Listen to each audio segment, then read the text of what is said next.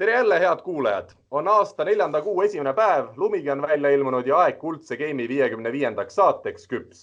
Karin Aldol on Skype'i vestluse kaudu hea meel näha, et koduses kontoris on esiteks istet võtnud mees, kes tõstab tippvormis olles nalju ette ülima täpsusega, aga praegu, mil käsil pikem vigastuspaus, kannatab ka kvaliteet ja seetõttu naerdakse tema naljade üle pigem viisakusest. Tere, Andres Toobal!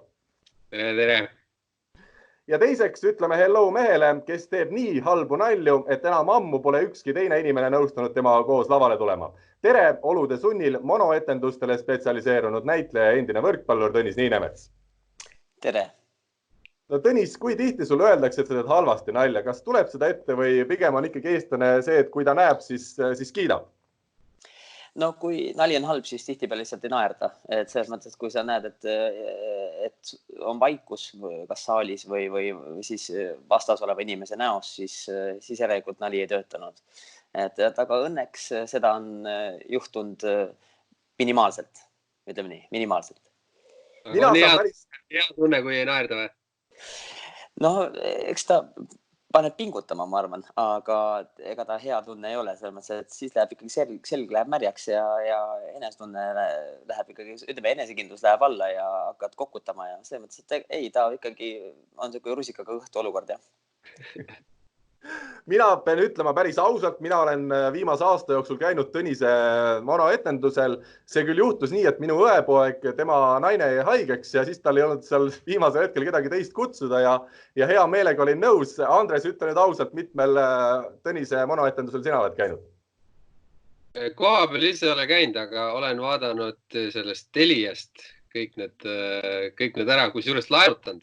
Nii et no, ma tänan. Andres, sa oled maksnud selle eest? Põhimõtteliselt küll, jah. Nii et igal juhul.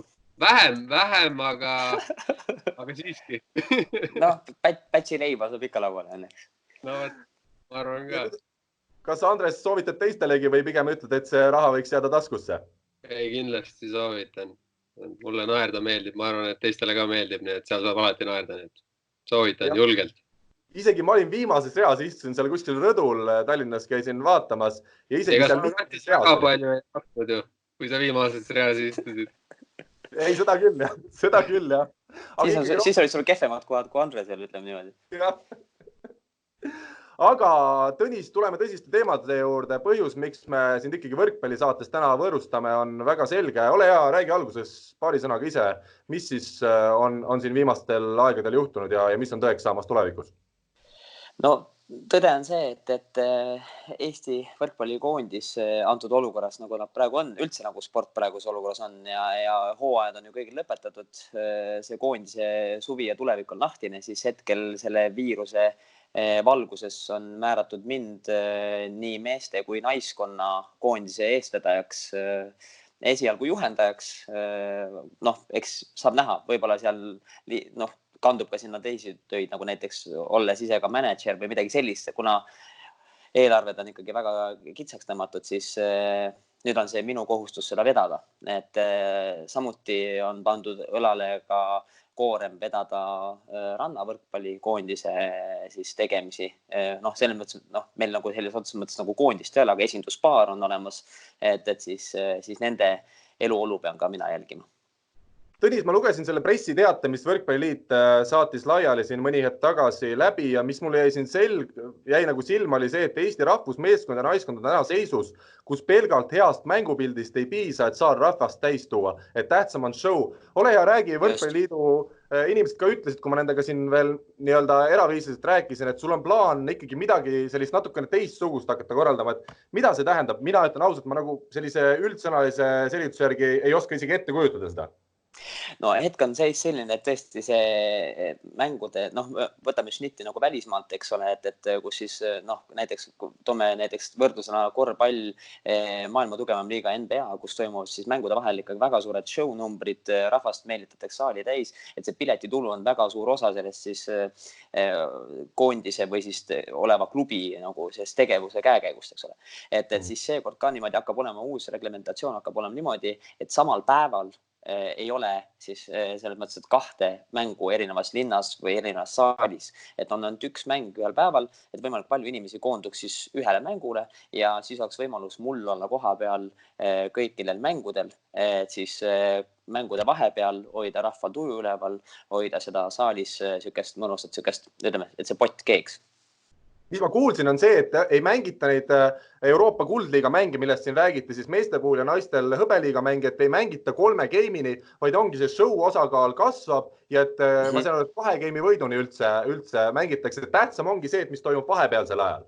Jah, just nimelt ja see 2 game'i võit, see ütleme, et kui inimesed, kes on nagu võrkpalliga olnud kokkupuutes, ütleme sellise rahvaliiga tasemel või selline siis mõne sellise pisema sellise kus nad on turniiri tasemel, kus siis peetakse, kus on näiteks ühel päeval, kus proovitakse terve turniir ära mängida, siis seal mängitakse ka alati samamoodi 2 game'ist, siis kas on võimalus jääda viiki või siis üks võistkond võidab 2 game'i, eks ole, et siis, et see tuua nagu mäng rohkem rahvale lähemale, et see oleks nagu neile arusaadavam ja et inimesed saaks, et oleks see viiki jäämisvõimalus ka.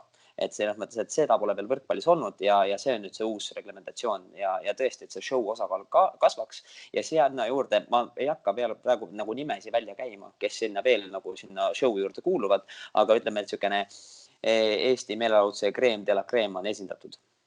Andres, sina oled kogu elu mänginud, sa oled võitnud mänge, kaotanud mänge. Kuidas sa nüüd tunned, kui üks hetk peaks olema nii, et 7 mängu järjest teed viiki? Siuke tunne nagu jalgpallur tõenäoliselt, et mängid ja mängid, aga viiki kogu aeg, aga ei selles mõttes, et olukord on selline, et tuleb võtta siit maksimumit, tuleb teha nii nagu kästakse ja kui meil on ees selline mees, siis kui ta ütleb, et tuleb nii teha, siis tuleb teha, et siin tuleb nüüd koonduda ühise rusika alla ja kindlat kätt on vaja, et kes seda juhiks, et siin ei ole mingi mitme mehe asju, siin ei ole mõtet ajada, et ajame siis ühe kindla mehe asju ja ongi kõik. Ma ühe korra veel täpsustaks ka, et miks just niimoodi, et see show osakaal kindlasti on kasvanud, on see, et kui see, ütleme, kogu see maailma pilt nüüd taastub ja hakkavad uuesti mängud pihta nii koondise kui klubide tasemel, siis me ei saa nagu eeldada, et inimene on taas kord tulemas saali, kui võib-olla tema majanduslik selline rahakott on saanud kannatada, eks ole. Et teda rohkem saali meelitada, me peame tegema seal mingid muudatused ja pakkuma inimestele selle kõige juures ka meelelahutust. Tõnis, ma saan aru, et rahast ei taheta kunagi rääkida, aga kuna on see info juba välja lekkinud, et sinu kuupalk hakkab olema 20 000 eurot ja muide veel pool sellest maksab siis Eesti Teatriliit, et sa ei võtaks kogu publikut nagu endale Eesti teatrilavadel. Kas sa ise tunned, et 20 000 algaja treenerina küsida, et see on okei ja sul nagu mingit häbitunnet ei ole? No tegu on ikkagi täistööaega, selles mõttes, et see on ilmselgelt täistööaeg nii meeste kui naiste koondiste liigat vedada, eks ole, et ja olla igas mängus kohal, sest mängud toimuvad tihti nädalavahetusel, see tähendab seda, et ma olen perest eemal. Ja selles mõttes, et miks Teatriliit ka maksab, et ikkagi eelmise aasta vaadatum teatritükk oli ju Tõnis Niinemetsa mängitud tükk, eks ole, et see näitab, et see 29 000 pluss inimest saalist läbi käinuna, et see on kindlasti võimalus tuua ka jällegi võrkpalli nagu juurde, et siin tuleb lihtsalt liita 1+1, et igalt poolt mujalt on ju kärped sees. Kui olukord normaliseerub, me räägime kõigepealt siin koondisest lootuses, et klubihooaeg meil on läbi, et see koondishooaeg tuleb ikkagi mingil määral. Ja nüüd see kõige jälle huvitav, ise mainisid juba meeste naiste koondist, veel rannakoondist, aga sa oled öelnud välja ametlikus teadaandes, et sa hakkad treenima Eesti rahvusnaiskonda ja meeskonda sama aegselt, et treenid hakkavad toimuma samal ajal samas saalis. Räägi ole hea läbi, milline see selline suur plaan siis treeningute osas on, et kuidas sa need mehed ja naised koos treeni paned tegema, et seal on isegi võrgud on erinevad ja tasemed. No hetkel on see, et ikkagi kõik Eesti saalid on ehitatud niimoodi, et siin on võimalik panna 2 siis seda saali, 2 siis väljakut kõrvuti, eks ole. Samamoodi see kindlasti tõstab meil seda sellist koondise ühtsuse vaimu. Mind on üks, miks ma peaksin siis nagu käima 2 erineval ajal saalis, kindlasti treeningute osakaal on selles mõttes sama nii naistel kui meestel ja fakt on see, et hetkel on enamus mängijaid ikkagi kodumaal. Et meil on seda lihtsam teha lihtsalt niimoodi, logistiliselt lihtsam ja jällegi me hoiame kokku jälle saali rendikulul pealt, sest et niikuinii koondis võtaks ju terve saali enda alla, me ei saa seda lubada, et koondise mängu või see treeningu ajal on kõrval siis, ma ei tea, laste trenn või midagi sellist. Et seega, jah, et seega ja pluss veel see, et palle on piiratud arv. Palju neid palle koondisel on? See on pikka aega olnud Eesti võrkpalli üks murelaps, et koondisel ei ole piisavalt palle. Hetkel on 12. Sa saad ise ka, Tõnis, aru, et see on naljanumber. Me naerame Andresega, sest 12 palli, eks ole, ei ole piisav arv, kui mehi ja naisi kokku on seal trennis 24. Kas või oma palgast see oli mingi sümboolne? Jah. Ma tahtsin öelda, et kui mehi ja naisi on kokku 24, siis jätkub täpselt niimoodi, et on paari peale on siis see pall. Mul on ainult võib-olla kui need 12 palli kogu aeg on korraga mängus, et need pallid maha ei kuku, et võib-olla siis saab trenni isegi tegelikult ära pidada küll. Noh, eks selle teemaga on ikkagi niimoodi, et elame näeme. Ma ei saa, kuna see on uus olukord kõigile, siis lihtsalt mina loodan mõistvale suhtumisele.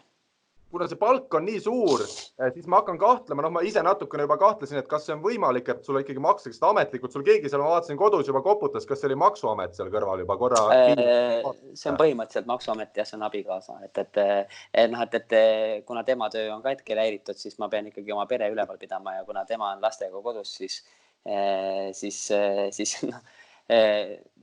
ma saan aru, see tundub suur summa. Aga olgem ausad, me lõppkokkuvõttes, kui palju on inimesi, kes teenivad palju rohkem? Mitte palju, Tõnis, mitte palju. No, võrkpalli ringkonnas küll mitte, aga üldises mõttes on neid ju väga palju. Võtame konkreetsed näited, mida me oleme Eesti koondisest juba kuulnud. Ma võtan siit paberi ette. Gert Toobal, Eesti koondise kapten, 40-aastane sidemängija, kommenteeris, et talle meeldib, et sa muutsid kardinaalselt tema kui kapteni hoiakut väljakul. Et praegu me teame teda kui sellist rahulikku meest, kellele võis alati toetuda. Millist Gerti me hakkame tulevikus väljakul nägema? Kindlasti rohkem agressiivsemat. Selles mõttes, et kapten peab olema selline juhendav, aga samas, et kui me toome siin näitena võib-olla mõnedest treeneritest näited, siis võrkpallitreenerid tihtipeale ei ole sellised võib-olla kõvahäälsed või sellised kõva kisaga. Andrei Ojamets võib-olla vähe karmimat häält teeb, aga korvpallitreeneritest on neid näiteid tuua, on see siis Jaak Salumets või siis Torvekute isa, eks ole, et seega sellist käredat häält on väljakule rohkem vaja. Meeskond vajab ikkagi vähe sellist nagu jõulisemat liidrit, kui ta siiamaani on olnud.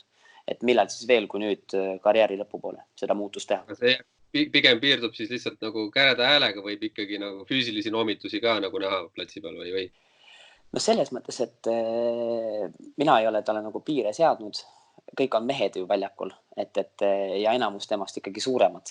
Et seega saab näha, kuidas ta neid taltsutamistega hakkama saab. Et me teame, et seal on küll mängijaid, kes võib-olla läheb üle käte, on see siis Ardo Kreek või seal mõned pikemad tüübid veel, eks ole, et kes seda ja Gerdile on antud konkreetne kohustus ka lõpuks ometi see Aganitsa selg sirgeks lükata, siis on meil see blokk ja kõik on veel palju kõrgem ja pikem, et sellised, nii naljaga pooleks võib seda öelda, aga tegelikult on seal tõetera sees. Ma küsin ka nii, et Ardo Kreek ütles, et sa keelasid tal blokeerimise üldse ära koondises. Ole hea, põhjenda seda, et keskblokeerija tundub, et see on üks ju peamisi omadusi ja mida ta peaks üldse tegema väljakul. No, seda arvavad vastased ja seda arvab üldsus, aga on aeg võtta ka uued taktikad mängu. Et blokeerida saab ka sidemängija keskelt ise. See mõttes, et me vaatame, et taktikaid saab muuta. See on esialgne selline mõttekoht lihtsalt. Et Ardo oleks lihtsalt, ma arvan, see on raske võib-olla niimoodi nüüd kõike siin lahti sõnastada. Eks see hakkab kindlasti joonistes ja tabeli peal olema siis nagu selgem pilt, kui me lõpuks ometi koondise kokku saame. Andres, ma tean, et Tõnis oli ka sulle enne, kui see ametlik teadanne tuli juba helistanud ja mingid selged juhised andnud. Ole hea, tuleta meelde, mida Tõnis sulle ütles? No ta lihtsalt meenutas, et nüüd on tema see mees, kes hakkab Eesti võrkpalli edasi ajama ja need, kes siis nagu nüüd üritasid siin niisugust võrkpalli treenerite ja kogu see teine seltskond siit, et kes üritasid võrkpalli edasi arendada, et siis nüüd vaadake, kuidas tuleb teha ja õppige. Ega siin muud midagi ei olnudki. Väga mõistlik. Konkreetne, selles mõttes, et unustage ära, mis on tehtud, et nüüd vaadake, kuidas tegelikult peab tegema. No Tõnis, ma tulen vahele siin nende mängijate kommentaaridele. Ütleme, kõik ei ole võtnud seda uudist vastu sedasi rõõmsalt, et kui me vaatame, mida Andrei Ojamets ja Aavo Keel ütlesid, sa ütlesid, et sa ei tea ju võrkpallist mitte midagi. Oli nende, mina ütlen, see ei ole minu sõnad, need on see, mida Andrei ja Aavo ütlesid. Et kuidas sa reageerid sellistele sõnavõttudele ja kas sa ise ikkagi tunned, et aastaid lavalaudadel olles, et see võrkpall on sul alati kuidagi seal mälusopis sees olnud ja et sa tead kõike alast? On küll, sellepärast, et kunagi aastaid tagasi, kui see võrkpalliga tutvus sai tehtud üldse Pärnsel ja siis võrkpallilaagris, kus siis oli Andrei Ojamets oli üks treeneritest ja Aavo Keel sel hetkel oli ise ka veel tegevmängija ja käis ka siis Pärnu võrkpalli siis meeskonnaga koos seal laagris trennis. Et ütleme niimoodi, et see esialgne võrkpalli huvi, võrkpalli teadmised, algteadmised, kõik need on nende meeste enda poolt saadud. Et seega, kui nad ütlevad, et ma ei tea midagi, siis lihtsalt see on kivi nende enda kapsaada, siin ei olegi muud. Tõnis, ma ütlen, sa võid poliitikasse järgmisena minna, kui me selle saate lõpetame, siis mingi poliitsaade võiks juba sind üles korjata, mulle tundub. Noh, ega ütleme ausalt, ega siin ju tuleb vaeva näha palju ka poliitikatega suhtlemisel, et Hanno Pevkur kandideerib hetkel siin ju päris kõrgele kohale Euroopas, et seega me ei saa välistada seda, et tema kohustused jäävad ka veel lõpuks minu kanda seega, et see palganumbri jutt võib-olla tundus ehmatav, aga see tundub ka sealt otsast jälle põhjendatud. No on ka öelnud siin osad treenerid, et sina oledki konkreetne mees, kes teeb 9-5 tööd ja sa oled teatris harjunud eluaeg õhtul tööl olema, et nüüd sa tahadki võtta uue suuna, et see on justkui üks põhjus, miks sa siia koondise juurde tuled. Et kas see vastab tõele, et su töötunnid ongi tõesti 9-5 ainult? Et siis mängud on kõik 9-5? Ja minu töötunnid on 9-5. Need mängude ajad, need õhtused näiteks, kui on nädalavahetused, need on lisatasu eest. Et selles mõttes, et see ei ole nüüd päris 9-5 on see töö, mis ma teen igapäevaselt ikkagi siis võrkpalliföderatsiooni ja koondiste ja klubide ja liiga tasandil. Ja kui õhtul ei ole mängu, siis on mul võimalus teha sel õhtul teatritööd ja teenida sealt natuke lisa, et pere ära elatada. Kus te perega elate, et teil nii suured kulutused on? Me ei ela eriti suurelt, et pigem on see, et vaadates, mis praegu Tallinnas, korteris, 3-toaline korter, aga me peame vaatama ka vähe kaugemale tulevikku, et kunagi ei tea, mis see eluolu toob ja millal jälle on säärane olukord nagu praegu maailmas, et kõik on kinni ja siis ei ole loota ainult sellele, et võrkpalliföderatsioon appi tuleb. No ma toon siin veel ühe näite. Rene Teppmann ütles, et nädala sees te treenite ja igal nädalavahetusel lähevad meie meeste ja naiste koondis koos peole. Et me oleme tundub, et maailm on läinud seda suunda, et seda pidutsemist on jäänud profispordis üha vähemaks, aga sina oled toonud vägiselt selle osa tagasi, et kõik lähevad ja oli isegi vist nii, et ei saa tagasi koondised telli enne kella 5 öösel, et ole hea jälle põhjenda natuke oma seda valikut ja mõtteviisi, mis selle taga peitub. See kõik on puhtalt ikkagi võistkonna ühtse vaimu siis nagu tugevdamise huvides ja teisalt jälle ikkagi sellise ütleme, see enda vabaks laskmise jaoks vajalik ja samamoodi ikkagi, ma ei tea, selline, ütleme, vaimne lõdvestatus või selline, see on ju, et reede ja laupäev. Ma saan aru ükskord nädalas, Tõnis, ma saan aru ükskord nädalas, et reede õhtu ja pühapäeval, eks ole, järgmine trenn, et laupäev on vaba. Aga reede õhtu, laupäev õhtu ja samal ajal sa oled ikkagi öelnud, et mehed peavad olema ja naised ka väga heas vormis. Et mul tundub, et väsitate ennast terve nädal, et siin ei ole puhku hetke ei ole, kui te lasete hommikuni välja nädalavahetusel. No see sõltub tegelikult sellest, et ega siis ei tähenda seda, et kõik nüüd peavad minema peole, peavad olema tarbima alkoholi ja muud säärast, eks ole. See tähendab ikkagi seda, et tuleb ennast lasta vabaks. Tantsimine on väga hea võimalus lasta ennast vabaks ja tegelikult ka see, et sa tood sportlased rahvale lähemale, minnes ise välja rahva sekka ja selline enda vabaks laskmine ja ütleme, avalikus kohas tantsimine nõuab tihti peale võib-olla eneseületust ja eneseületus on sportlase juures väga hea, ütleme, selline motivatsioon pürgida kiiremini, kõrgemale, kaugemale. Andres, kas sina oled juba käinud tantsimas või kuidas sa suhtud sellesse ideesse? Ei, väga hästi, et selles mõttes üks iga mees on nüüd ju tegelikult saanud ka kavad kätte, et kodus vaikselt harjutada, et algus niisuguse paari inimese ees ja nii edasi, et ega see lihtne korraga, või ütleme, kohe järsult minna kõigi nende nende suure publiku ette on päris keeruline, et alguses peab saama 3, 4, 5 inimese ees, et lõpuks ka, ütleme, diskoteegi või suure lava ees seal ikka paarisaja inimese, mõne 1000 inimese ees, et ega see lihtne ei ole. Et selles mõttes kavad on ees, mahud selle peale.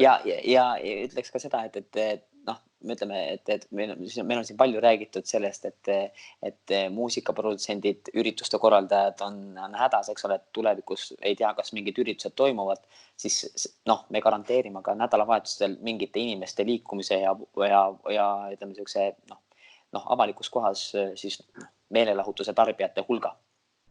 Sa ütlesid enne, sul läheb selg märjaks vahel, kui on teatud olukord, et mul hakkab praegu samamoodi tunduma, sest ma ütlen ausalt, Tõnis, praegu, kui sa räägid juttu, see kõik tundub selline müstika. Ma saan aru, et võib-olla, kui me oleme, eks ole, paari aasta pärast või näiteks järgmine aasta kodus Euroopa meistrid, ma võib-olla, eks ole, mõtlen, et nii peabki ja kõik hakkavadki nii tegutsema. Praegu lihtsalt anna mulle andeks, ma ei suuda seda veel enda nagu ajus edasi viia, et nüüd nii hakkabki olema. Aga kindlasti on ka, jah. Ma lihtsalt tahtsingi öelda, et just alles eelmise nädala või selle nädala alguses või oli see, ma täpselt ei mäleta, millal see oli, kas vist eelmises Pealtnägija saates ETV-s rääkis majandusteadlane, et selline maailm nagu eksisteeris jaanuaris, meil enam ei eksisteeri, eks ole, see on majandusliku seisukohast. See näitab seda, et me peame nagu liikuma samas kriteeriumis ka kõige muuga, et see, mis toimus meil aasta alguses, need reeglid enam ei kehti, tuleb hakata kõike ümber häälestama ja mõtestama. No ma toon siin veel ühe näite, et Timo Tammemaale sa olevat rääkinud, et ta peaks liberoks hakkama. Kui me vaatame keskmist libero pikkust, ütleme maailma võrkpallis, see jääb sinna 180-190 sentimeetri juurde. Timo on üle 2 meetri, kas sa ajasid siin sassi midagi või sa näedki Timos tõsimeeli libero materjali? Ma näen seda materjali puhtalt sellepärast, et Rikberg on koondisega öelnud, et tema rohkem koondist esindab. Meil on küll olemas siis Silver Maar, eks ole, aga meil on vaja ka ühte liberot, kes võib-olla oleks jälle kastist väljas libero. Esiteks tal on maru pikad käed. Marumeeste kastist väljas, sa mõtled siis, et ongi väljakul? Ei, jah, kindlasti väljakumängija. Ja, ongi libero positsiooni. Me proovime. Alati võib öelda, et näed, sorry, ei põhjendatud ennast, vaatame vana viisi edasi, aga hetkel on selline mõte küll, tal on väga pikad käed. Kui me võtame näiteks teised tempomehed, kas Kreek või Aganit, siis nad on kehaliselt natukene jõulisemad. Timo on selline peenem ja samamoodi liikuvam mängija, et ta saaks kindlasti seal tagaliinis väga hästi hakkama. No öeldigi, et Argo Meresaare, kes oli ka pikk mees, et tema kaitse ainuke võimalus, kuidas ta palli üles tõi, oli see, et ta ei pallile ette. Et ma saan aru, et Timo puhul sa siis hakkad rakendama midagi sarnast, et laiaks ennast teha seal väljakul ja loota, et pall lihtsalt tuleb vastu sind. Nojah, eks saab hakata temaga eraldi trenne tegema, nagu tehakse jalgpallis väravahtidega trenne samamoodi, et ikkagi eraldi trenn ka liberoga. Ei, selles mõttes, et kui sellest asja ei saa, siis fakt on see, et kaitsemängu oskusi kindlasti see tugevdab ja parandab ja see on juba vajalik, ma arvan, tegelikult iga mängumehe puhul. No võtame edasi, siin on tõesti paljud juba sõna võtnud Eesti meedias, eks palju on kuuritud, ei ole see, ütleme, selline tavapärane otsus, mis Eesti Võrkpalliliit nüüd sinu palkamisega tegi. Andrus Raadikule sa olevat öelnud, et ta peab õppima Läti hümni pähe. Ole ja räägi, millest selline otsus jälle? See on lihtsalt selles mõttes, natuke võib-olla naljaga pooleks tehtud Andrusele vimka, et kuna ta on Soomes mänginud, soome keelt valdab, nüüd mängib Tuneesias, et lihtsalt, et ta on mees, kes tegelikult tal on töövõime nii suur, kohutav töövõimega mees ja võib-olla tihtipeale ei leia see kõik rakendust, et ei hakkaks ületreenitust tekkima, siis tuleb nagu tal viia mõtted trennist vahepeal mujale. Siis tulebki vahepeal treenida, lihtsalt teha täiesti midagi muud, tänu millele on võimalik hiljem jälle trennides panustada maksimaalselt, aga jätta see mingi piirarv trennides sisse. Aga Andrus on palju muud oma võrkpallikarjääri jooksul siiani ka teinud, et kas see on nüüd vajalik tõesti samm, et Andrus ise ütles, et tal pole Eesti hümngi veel päris täpselt see 3. salm peas, et minna kohe Läti juurde, Läti hümni peale, et tundub selline jälle kahtlane nagu kõrvalt vaadates sedasi, puhtalt asjatundmatu inimesena. No ega meil on tegelikult, meil on see reglementatsioon ka sees, et ega koondised laagrid ja kõik sellised asjad hakkavad ikkagi sellega, et me vaatame kõik need sümboolika ja kõik see üle. Hümni laulmine, kuidas keegi hümni laulmis on, sest me teame, et kaamerad jälgivad, mida ei ole veel siiamaani koondistele väga selgitatud, on ikkagi see, kuidas kaamerate ees käituda. See, et nad teaksid, et kaamerad jälgivad neid, selline avalik tähelepanu nende all, sama on täpselt nagu selle ööklubisse väljaminekuga. Seal sa pead jätma ikkagi endast väärika mulje. See ei ole niimoodi, et sa lähed sinna välja ja läljad, siis kella 5-ni tuleb väljas olla ja sama hetkel olla väärikas. Et see on see, mida me kõik ikkagi plaanime ülevalt teha. No võtame järgmise nime, mul siin palju nüüd enam ei ole, aga Kristo Kollo olevat sa siis rääkinud, et ta peab pika habemekoondise suveks kasvatama. Andrese puhul me näeme, et sinu metoodika on juba ammu aegu nagu hakanud tööle ja tõesti toonud ka edu, eks ole, Slovakkia meistritiitel. Aga miks nüüd Kristo Kollol ja mida see juurde annab? Tal on põhimõtteliselt sama häda nagu minul endalgi, et liiga paipoisi näoga. Et kui me rääksime, et Gert peab olema natukene vihasem kapten, siis meil on vaja nurgaründajat, kes oleks mehisem. No ta on küll füüsiliselt ja väga heas vormis, ta mõjub täiskasvanud mehena ja selles mõttes selles ei ole probleemi, aga ikkagi, et üks habemik peab ikkagi olema seal nurgas, kes hea põrkega paugutab. Kas me lugesime siit välja, et sa Andrest ikkagi ei plaani kaasata siin pärast pikka vigastuspausi koondise juurde? Ei, see mitte vastupidi, plaanin küll. Aga mida mehisem see koondis meil tundub, seda parem on.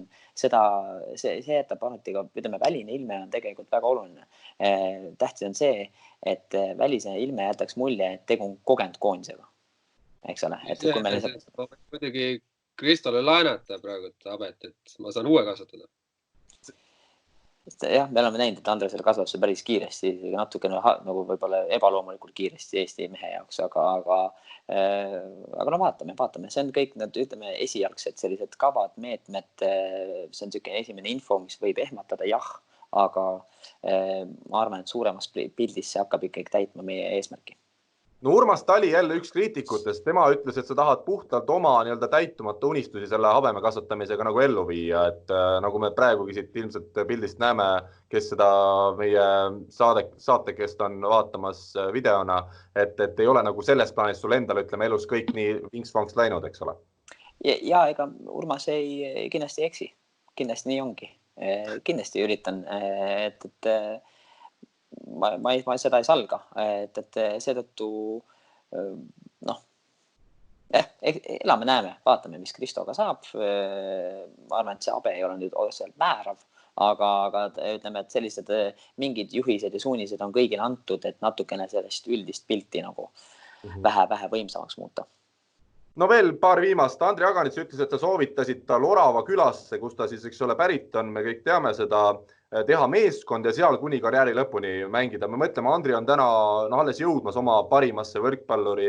Ikka Oraval elab ametlikel andmetel 240 inimest. Sina ütlesid, et teha ainult kohalikest inimestest nüüd võrkpallivõistkond. Miks selline mõte ja idee? No selles mõttes, et ikkagi me peame regionaalpoliitiliselt ka vaatama natuke ringi, et see võrkpall jõuaks erinevatesse Eesti otsadesse. Tihtipeale ma tahan seda ka suunata kindlasti võrkpalli ja üldse spordiüldsusesse, et see fakt, et tippsportlased tihtipeale tulevad väiksematest kohtadest, seal on tõepõhi all ja Andri Orava külast pärit mehena kindlasti kannab selle Orava küla sellist au ja väärikust endast välja. Samas 240 oli vist inimest, eks ole, kes seal elab, umbes suurusjärk. Ei, no pärast seda, kui Andri läks ära, on 239. No jah, aga 5 meest endale kõrval leida, hetkel selline ühe grupina alustada vähemalt 6, see ei tohiks olla probleem. No, aga seal on keskmine vanus on külas üle 70. No vaat. Ma saan aru, et sul ei ole vahet, kas on mees või naine, me oleme sellest juba aru saanud, aga... Vaatame, et esialgu tuleb sats kokku panna ja siis vaadata, et ega siin tuleb ka võtta järgmised mängijad, vaadata, kes kust pärilt on ja samamoodi minna nagu väiksematesse kohtadesse, elandada seal võrkpallielu hiljem. Jah, Andri saab tulla rahulikult, ega ta võib ka mängida muid mänge, koondist esindada rahulikult, aga lihtsalt on loodud jälle üks võrkpalli väikene kolle kuhugi Eestisse, mis hakkab siis omamoodi elu elama. ole ja räägi sellest rannavõrkpalli plaanist. Sa siin saate alguses mainisid põgusalt, et sul on plaan ikkagi viia randa edasi seda meie võrkpalli elu. Proovi natukene seda jälle selgitada. No hetkel, kui me räägime, et meil on sporditegevus peatatud, siis olles nagu Eesti Võrkpalli Föderatsiooniga pikas arutelus, et kuidas seda rannavõrkpalli hetkel saaks ju tegelikult põhimõtteliselt mängida, kui me lähtume sellest 2-meetrisest distantsist oma vahel, mida tihtipeale mängijad tegelikult hoiavad, kui vaadata, ega teise nina alla väga ei ronita, ei oma võrgu pool ega veel vähem siis teise juures. Et sellised üle võrgu alad hetkel oleks võimalik ikkagi jätkuvalt töös hoida ja võrkpallis on see hetkel rannavõrkpall, kus siis oma väljaku poolel suudetakse seda vahet hoida. Lihtsalt küsimus on hetkel veel, mis on lahti veel selgitamata, et kuidas hoida seda, et kõik mängijad puuduvad sama palli. Et kuidas siis võib-olla vahepeal tõstete, eks ole, palli liikumise vahel saab ju alati taskusse panna mingi väikse selle, eks ole, aparaadi. No see on võib-olla selline tülikam versioon, aga me teame seda, et hetkel ollakse välja töötamas ka sellist palli, millel on siis kerget desinfitseeriv vahend sees olemas, mis siis nagu kergelt imbub pallist väljapoole, et sul on kogu aeg näpud selle desinfitseeriva vahendiga koos, seega viirused ei saa seal levida ja sellises, ütleme, maailmaruumis, nagu me hetkel oleme, saaks võrkpalli mängimist jätkata. Aga elame-näeme. Üks, mis on kindel, sellised rannavõrkpallipaare tuleb luua juurde ja oleme mõelnud seal ka ikkagi segapaaride peale rohkem. Mida, Andres, sa seal naerad? See minu jaoks tundub väga tõsine ja võib-olla isegi valus teema praeguse hetkel, et mis saab nii meie saali võrkpallist? Ei, see on väga hea mõte, et selles mõttes hoida ikkagi need koondise mehed ka, kui ikkagi korralikult trenni ei saa teha, et üksteisele liiga vastu puutuvad, et siis kas või see saalitrennid kuidagi niimoodi ära jagada, et iga tulevadki neli inimest saali korraga ja teevad selle trenni ära ja teevad lühema, aga intensiivsema ja tulebki niimoodi vahetada, ega midagi teha ei ole, et kuidagi on vaja vormi hoida ja mõte on ju, et praegult ongi see aeg siin eriolukorra ajal ongi see, et tuleb teha sellist brainstormi, et siin tulebki mõelda välja, et midagi uut ja võib-olla need asjad hakkavad toimima, et me oleme kastist välja mõtlema. Nii. No siin on mitmes linnas juba, Tõnis, on täheldatud seda, et võrkpallurid, Eesti koondise võrkpalluritest me räägime, on hakanud vedama randadest liiva oma autodega siis võrkpalli saalidesse. Et kuidagi jälle jääb minu jaoks nagu arusaamatuks, et kas siis ei või rannas enam mängida, et nüüd peab saali tooma selle liiva, et kui iga mees sedasi autodega tassib, et see on ju suur töö ja milleks see kõik? No fakt on see, et kontroll käib eelkõige ikkagi avalikus ruumis. Et jah, see kõlab praegu hetkel nagu selline eriolukorrale nagu läbi sõrmede vaatamine, aga pigem on see, et saalis sees kokku puutudes ainult siis oma mängukaaslasega, kes on sinust teataval distantsil. See nakkusoht on väiksem kui see, et me läheme siis randa ja mängime seal, võib-olla tuleb huvilisi vaatama, näed, Eesti koondise mehed mängivad, naised mängivad ja sellel tekib jälle suurem kogunemine. Et ikkagi saalid on hetkel ju avalikkuse jaoks kinni, küll aga me proovime leida kokkuleppele, et võrkpallurid saaks oma treeningud jätkata täpselt nii, nagu Andres ütles, et 4 saali, trenn ära ja hakkame leidma mingit sellist treeninggraafikut läbi selle. No ma vaatan praegu hetkel, mil me seda saadet lindistame, vahetult enne saate algust tuli siis ametlikult välja, et sa oled uus treener, aga nüüd pool tundi hiljem on ka Võrkpalliliit juba teatanud, et nad on rahalistes raskustes ja on lähedal pankroti välja kuulutamisele ja selles sa, Tõnis, teed näo, nagu sa ei oleks oodanud sellist, kui me vaatame su palganumbrit, eks ole, see on täiesti loogiline käik, et sa olevat seal juba ka pressiteates välja pakkunud, ma ei tea, kas nüüd Võrkpalliliit on selle ise pannud kirja või oled ikkagi sina need sõnad öelnud, et toetajatel on võimalik osta endale koht koondises, et 6 meest on need, kes sa võtad alati nii-öelda paremuse järgi ja ülejäänud mehed, kes siis vahetusest peaks sekkuma, on kõik puhtalt, mis on summa, seda lähemal oled sa siis järgmisena väljakule pääsemisele. Ja selle idee ma käisin kohe alguses välja puhtalt sellest, et saada toetajad taha. Et fakt on see, et võib-olla siin, me peame veel selle asja vaatama, kas toetajatele pakkuda reaalselt mängupäeva jaoks ka kohta siis kuskil pingi otsa peal.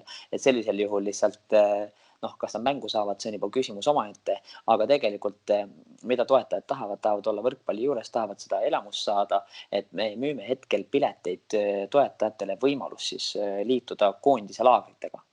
Juba laagris saab kindlasti kätte selle õige, selle tunde, kuidas see koondis elab, kuidas hingab ja kindlasti tahetakse saada kätte see igapäevane laagri rutiin, mis kell on äratus, söögid, koosolek, video vaatamine, selline plaani tegemine, saalitrenn, individuaaltreeningud, et kui nad sealt saavad juba selle tunde kätte, siis nad on, ma arvan, veel rohkem selle võrkpalli juures ja hiljem lihtsalt toetavad võrkpalli edasi, omamata seda kohta selle pingi ääre peal.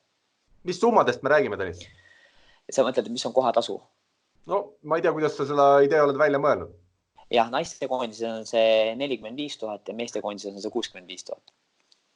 Miks on vahed naiste ja meeste võrkpallikoondis? Kas sa nagu alaväärtustad meie naiste koondisesse pääsemist?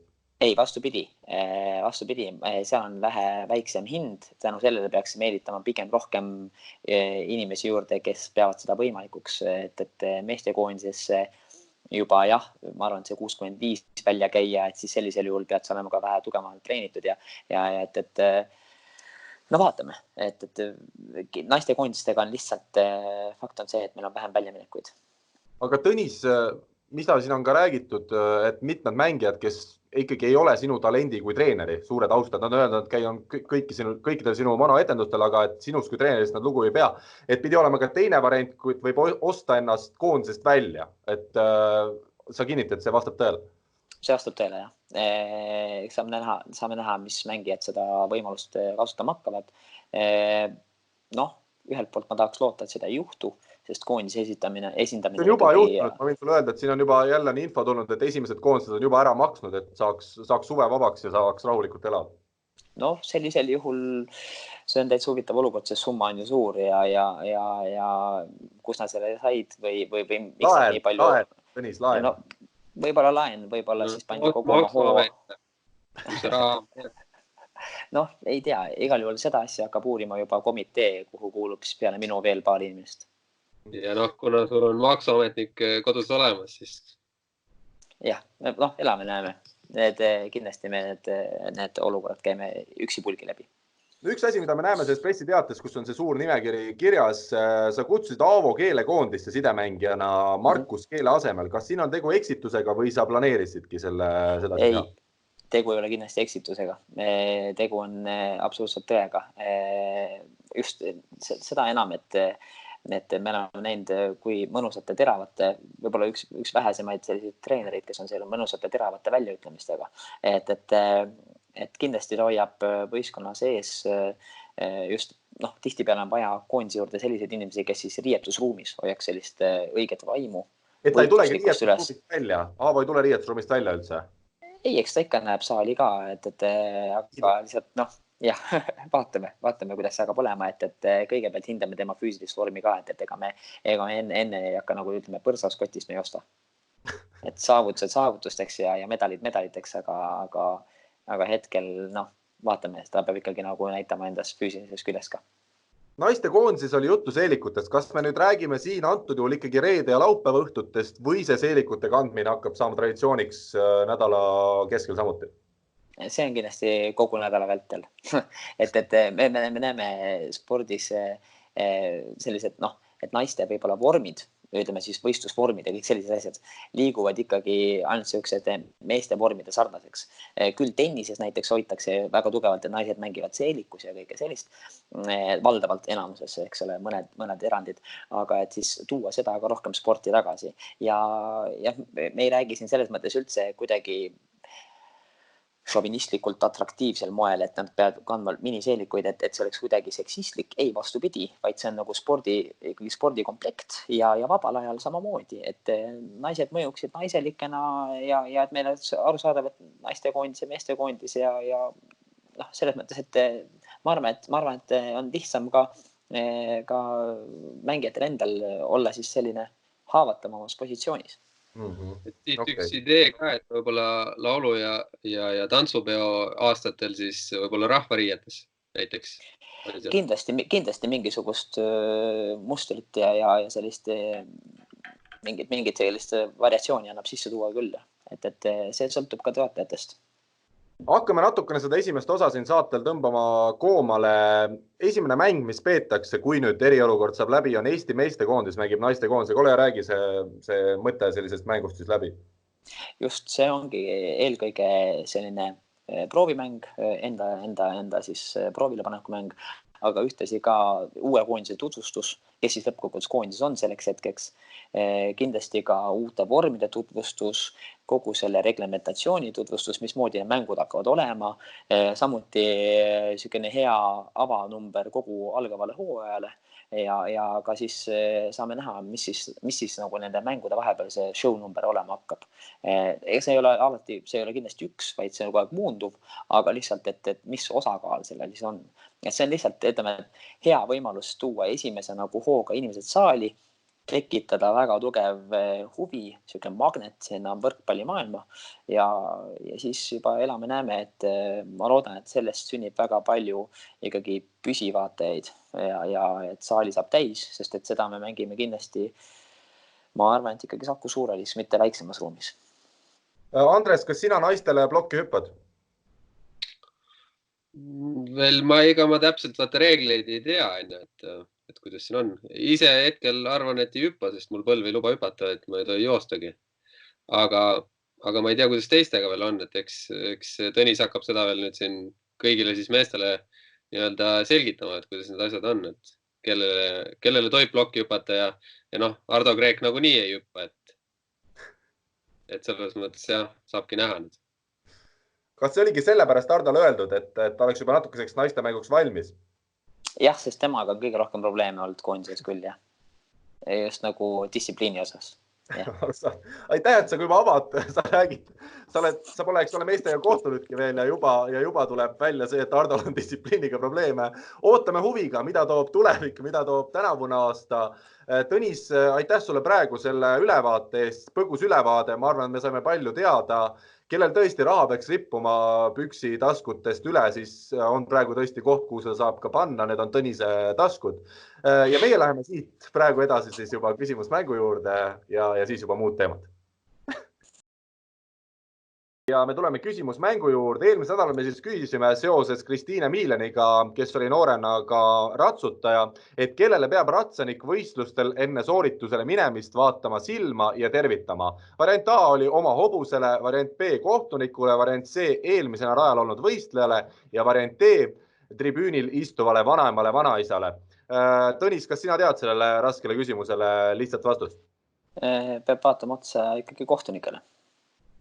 Jah, nii on, aga nagu meie saatel on kombeks, siis tulevad välja ka ratsutajad ikkagi. Kui on võrkpallisaade, aga juttu tuleb ratsutamisest, siis ilmus üks tore inimene, mina tervitan teda siinkohal, kes ütles, et reeglites on kirjas, et kui on mõni tähtis riigitegelane või riigipea oli vist lausa kirjas. Jah, kui on riigipea, on ametlikus kabiinis. Ma saan aru, et see ametlik kabiin siis ratsavõistlustel, ma viimati käisin seal isaga üle 20 aasta tagasi, ma täpselt neid kabiine ei mäleta, et kui võistleja näeb seal ja teab seda, siis pidi peakohtunik enne kui ütlema võistlejatele, et täna on meil riigipea kabiinis, kõlab imelikult, et siis peab ka sinna tervitama.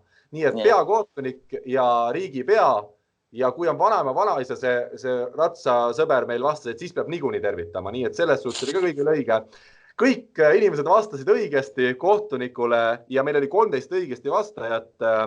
Tõnis, ma annan sulle võimaluse 1-13 üks number öelda. Ma ütlen number 7. Number 7 on Andres Aer. Nii et raskel ajal saab aerutada Andresega. Võrkpalli 24 legendi erilahendusega spordisärk läheb Andresele. Ja kuna meie saatel on jätkuvalt legendaarne kuulaja Aare Alba Saaremaalt, siis ma loen ette tema ühe seikluse, kuna me palusime inimestele ka oma seiklusi kirja panna. Aare loomulikult pani. Ja nüüd üks väljavõte siis sellest oli nimelt siis 10. klassi järel ühe klassi sünnipäev Aarel ja tema oli siis näinud Metsiku Lääne filme ja mõtles, et näed, seal on hobune, et miks mitte proovida ja et mis see ikka ära ei ole. Ja nüüd ma siis loen ette selle Aare lühikese tsitaadi, mis ta seoses selle juhtunuga meile kirjutas. Hobune oli loomulikult ilma sadulata. Upitati siis mind tema selga. Järgmisest sekundist on mul meeles ainult 2 detaili. Seda ma ei tea, kas hobune nõksatas korra paremale või vasakule või hoopis lasi tagajalad kergelt konksu, igatahes ta liikus. Mina sain aru, et see ümmarguse asja seljas ei ole võimalik püsida ning lasin end vasakule poole maha kukkuda. Samal ajal käisid minu näost umbes 1 meetri kauguselt läbi hobuse tagumiste jalgade kabjad. Nalja oli muidugi palju ja jutt tegi jagus aastateks, kuidas Aare ratsutamas käis. Nii et see on põhjus võib-olla, miks ka väga paljud inimesed ikkagi ratsutama ei ole läinud, eriti kui ei ole sadulat ega ka instruktorit, aga samas on Aare-sugused inimesed, kes kogevad kõik oma elus ise läbi, et saada teada, mis on õige ja mis on vale. Aga uue nädala küsimus on meil seoses, siis võib öelda isegi täna mitme saates oli, aga mina ja Tõnis olime enne tänast korra kokku saanud, kui me nüüd ei pea silmas seda toredat etendust, monoetendust, kus ma viimases reas istusin, vaevalt Tõnis mind märkas, muidu oleks ilmselt tervitanud.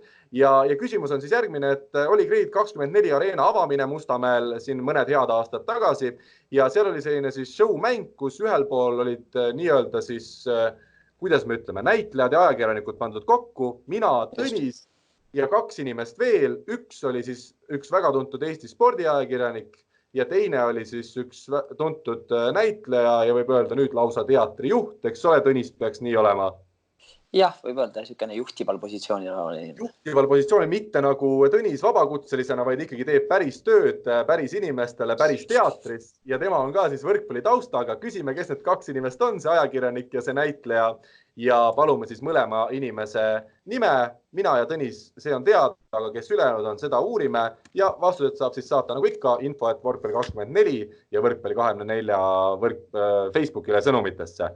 Selle teemaga tõmbame joone alla ja läheme nüüd Tõnise võrkpalluri karjääri juurde. Nii, Tõnis, võtame ette selle siis nii-öelda tõsisema osa tänasest saatest. Tegelikult sa oled Rakverest pärit ja ma tean ka Väike-Maarjas sa vanama juures käisid vist palju. Kus see võrkpallipisik siis tuli? Kas see oli kuidagi kooli kaudu või lapsena juba lihtsalt sai mängitud? See oli ikkagi, ma arvan, Rakverest ikkagi kuidagi kooli kaudu. Mingi klassivennad läksid trenni. Sel hetkel oli selline olukord, et ma olin käinud juba erinevates trennides. Alustasin kunagi lauatennisega, siis oli võistlustants, kergejõustikut tegin. Ja siis, kuna see lauatennise trenn, seda tegin nagu paralleelselt, seal lauatennis oli kogu aeg all. Ja lauatennise trennid jäid kuidagi ainult harvemaks lihtsalt tänu sellele, et kooligraafik ja trennigraafik omavahel ei ühtinud, siis otsisin mingit muud trenni, kus saaks ikkagi 5 korda nädalas trennis käia.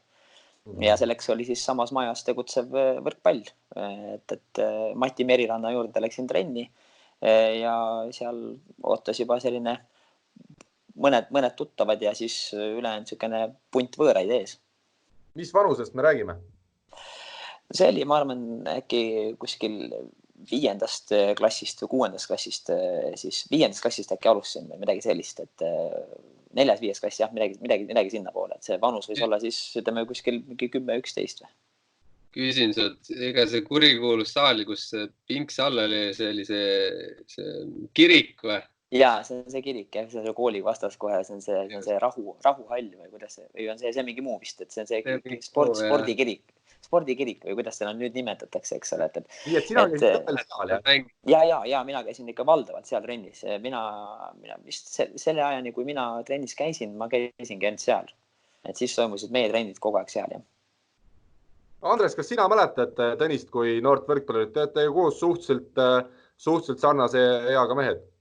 Ja selles mõttes, et kui see tuli jutuks mingi hetk siin mitmed aastad tagasi siin, et Tõnis mängis, siis tegelikult siis nagu tuli ette, et me oleme kindlasti üksteise vastu mänginud ja kui need pildid tulid välja siin, et kus ta seal Rakvere siis rivaali noortevõistkonnas on olnud, siis tuli tegelikult kohe, et ja loomulikult ma olen mänginud.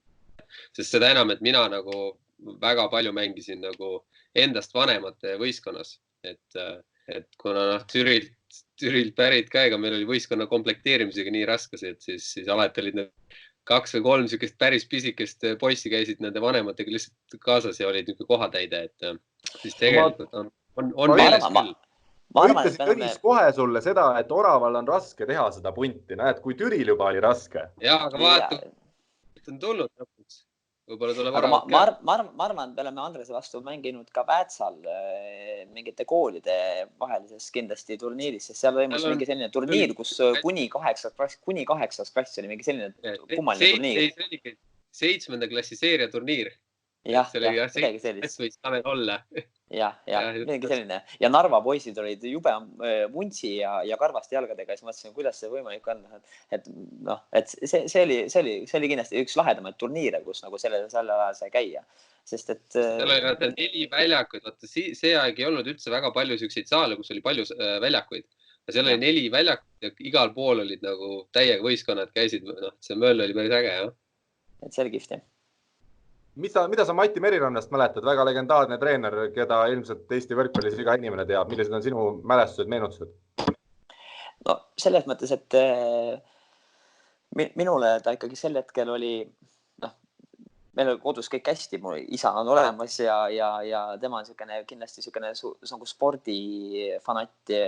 Küll ise nagu ei ole nagu metsikult erinevaid alasid teinud, rohkem korvpalli nagu peal oma nooruspõlves, aga selline spordihuvi on temalt poolt tulnud, aga Matit ma pidasin küll ikkagi selles mõttes selliseks teiseks isaks või nagu treener peabki olema tegelikult. Et tema puhul mul oli ikka, vaatasin temal ikkagi väga alt üles ja samas kuidagi meil oli omavahel, ma ütleks, väga hea läbisaamine on siiani, et me oleme kohtunud ka nüüd aastaid hiljem ja temaga on alati väga hea kohtuda ja ta mäletab kõike väga hästi, mis me tegime, kuidas me olime, et ta on minu jaoks ikkagi oma nagu nii-öelda erinevate sporditegemiste juures treener number 1 on kogu aeg. Mida ta sulle õpetas? Kas sul on midagi elulist mäletad nooruspõlvest ka, et Mati seda näitas või ütles, et nii ei tohi teha või et said karistada kuidagi? On sul midagi sellist ka meeles? Seda ma ei tea, pigem olen see, et ma olin võib-olla kõige leebem selles mõttes nagu oma nendest rendipoistest, et mina olin see, kes ikkagi oli võib-olla, ma ei tea, kas kõige leebem või siis teiselt poolt jälle kõige kohusetundlikum, sellepärast, et pallikotid olid minu kanda ja mingid sellised asjad olid nagu minu teha. Aga mulle, ma arvan, et ta kõige rohkem ikkagi õpetas sellist oma ellu suhtumist ja kõike seda sporti suhtumist, et see oli nagu ääretult oluline ja mulle tundus, et kogu selle treeneriks olemise juures ta jäi väga viisakaks, samas nõudlikuks, samas nagu selliseks inspireerivaks ja et mul ei tundunud kordagi, et tegelikult, et ta on kuri või ta on nagu selline vihane või et jah, oli olukordi küll, kui väljakul tegid midagi jamasti ja siis tõstati häält ka, eks ole, aga ikkagi ta oli selle kõige juures toetav või ma ei oska öelda, et minu jaoks ikkagi selline noore poisina olles ikkagi treener selline, nagu treener olema peab. Aga jah, võib-olla tihtipeale ma ei oleks tahtnud mängida libero positsiooni, mida ma sageli mängisin. Et võib-olla ma oleks tahtnud mingeid muid positsioone, aga eks selle tingis ka tegelikult see, et ma ei olnud kõige pikem kindlasti. Ma tahaks eeldada, et ma nagu hüppasin nagu piisavalt kõrgele, aga ehk siis võib-olla jäi sel hetkel nagu sellist auahnust või ambitsioonikust seal nagu väheseks, et nüüd on seda nälga jälle selle eest nagu väga palju, et ma pigem olen tänulik selle eest, mis ta tegi, et mul on see võrkpalli nälg väga suur igapäevaselt mängida. Kusjuures mina mäletangi sind sellelt samalt show mängult ja hoolimata sellest, et me mängisime sügavas liivas ja et mina olin toona veel 15 kilo raskem kui praegu ja mul ei kerkinud kuidagi need varbakesed sealt liivast üles, siis ma mäletan, sul oli nagu hüpe sinnamaani väga hea, et kas see loomupärane hüpe on sul kuidagi kaasa antud ja selline atleetlikkus või sa oled ise lihtsalt noorena meeletult vaeva näinud selle nimel? Ma ei ütleks, et ma olen nagu meeletult vaeva, pigem nagu proovisin trennis teha maksimaalselt ära need ülesanded, mis oli vaja teha, et mis siis ka seda hüppevõimet treenisid. Aga mul on alati nagu meeldinud, ma olen selline keksija tüüp olnud nagu kogu aeg või selles mõttes, et tahaks loota, et kõik need asjad, kõik need spordialad, mis ma olen teinud, on kuidagi nagu seda soodustanud, et see pikkus on nagu ta on siuke Eesti keskmine, eks ole, et siis millegagi pead seda kompenseerima ja ma ei ole kunagi olnud nagu probleeme ka ei kehakaaluga ega millegi sellisega, et pigem on see olnud nagu vähe kui palju, et ma ei tea, eks see võib-olla on see kombinatsioon kõigest. kaua sa võrkpalli tõsiselt mängisid ja kas sul oli kunagi selline selge eesmärk ka, et sinust võiks ikkagi saada ühel päeval professionaalne võrkpallur? Soov oli küll saada, jah. Ma tahtsin kindlasti mängida seda väga kõrgel tasemel, aga ma mängisin seda ikkagi niimoodi, et igapäevaselt trennis võistlused kas äkki 5-6 aastat või midagi sellist, et selline põhikooli lõpp tulin siis trennist ära. Et ma ei teagi, mis seal määravaks sai, võib-olla see, et vaatasid, et kuidagi teised arenevad siis nagu füüsiliselt ka nagu kiiremini ja võib-olla ma ei teagi, mis seal, võib-olla siis nagu muud huvid ka, eks ole, aga jah, vähemalt on see, et armastus mängu vastu jäi. Esimest korda saate ajaloos, nagu me saate alguses ütlesime, 55 osa, ma tunnen ennast nagu saatekülalisega võrdsel tasemel, et samamoodi minul oli esimestes klassides, ma olen kunagi vaadanud, et kõik mitte etteütlused, vaid sellised väiksed kirjandi moodi, mida lapsed tegid esimeses klassis, kõik oli, et siis oli just Erki Nool Sydney olümpiavõitjaks tulnud ja kuna ma ise käisin kergejõustikutrennis, oli igal pool, et minust saab kergejõustiklane, 10-võistleja ja loodetavasti olümpiavõitja, et ma näen, Tõnis, siin on 2 ebaõnnestunud sportlast täna kokku saanud, et mul on siiralt hea meel. Aga jah, vähemalt see, ma arvan, et see tingis vähemalt nagu väga suure nagu huvi trennis maksimaalselt pingutada. Ma arvan, et see on nagu ikkagi sellele võib nagu tänutundega tagasi vaadata. Sa ütlesid, sa kuna te olete mõlemad ja nüüd sina nii-öelda selline kirjamees on ja Tõnis ju on siin võitnud. Mis sa võitsid, Oskar Lutsu? Ei, ma olen see mingi meelelahutaja olen. Ja, ei, aga oota, kas võitnud kunagi mingid, seda ei ole, ma ei tea, mitte kirjandi, vaid mingi jutuvõistluse. Ma olen Liivi luulevõistluse võitnud. Mulle ta ei mäleta kõike, mis ta võitnud on. Kuule, Andres, noh. Oota, kui me nüüd räägime sellest, et üks on nüüd, või te mõlemad olete nii-öelda alla käinud sportlased või polegi saanud sportlaseks niisuguseks, et tal on vähemalt nüüd näidata üks preemia, et kas sul on ka mingi preemia kirjanduslikult? Aasta kõige halvem spordiajakirjanik Eestis, ma arvan. Kui antaks välja, siis selle võib-olla saaks. Ma pigem kaldun arvan, et võib-olla kõige pühendunumad spordiajakirjanik. Ma pigem tõstaks, kui langetaks. No, seda on rõõm kuulda. Esimene preemia, vaata, kus tuli. Et nüüd võib juba pildid kotti või edas võib lasta juba ilma pühendumuseta. Aga kui me räägime sinu sellest gümnaasiumiajast, sa ütlesid põhikooli lõpus, see natuke isegi üllatas mind. Ma arvasin, et sa mängisid kauem tõsiselt võrkpalli, et kas siis gümnaasiumiajal said ikkagi näitlemisele juba rohkem pühendunud või mis su selle aja röövis?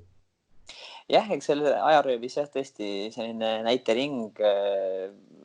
Samas ka siis käisin juba veel rahvatantsus ka ja tegelikult võrkpalli kui sellist mängisin ikka edasi, aga lihtsalt niisugune igapäevane trenn jäi ära.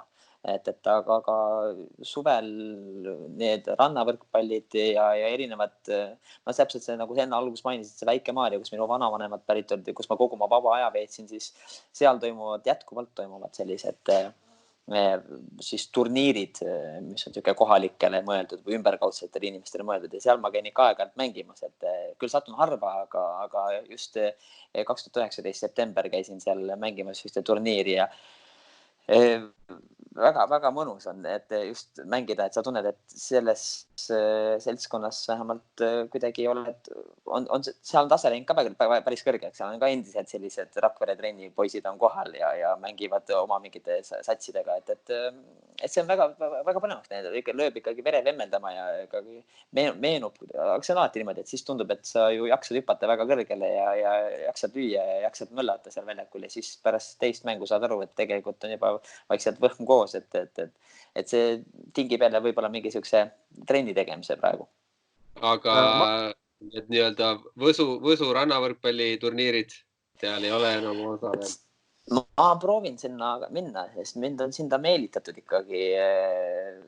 Elia Lulla ikkagi on meelitanud ka, et tule mängima, sest et suvel meil laagrid ju Võsul kogu aeg toimusid seal Matiga koos ja siis me seal ju mängisime, mitu nädalat järjest olime laagris, et see 4 nädalat kestis vist laager, eks ole.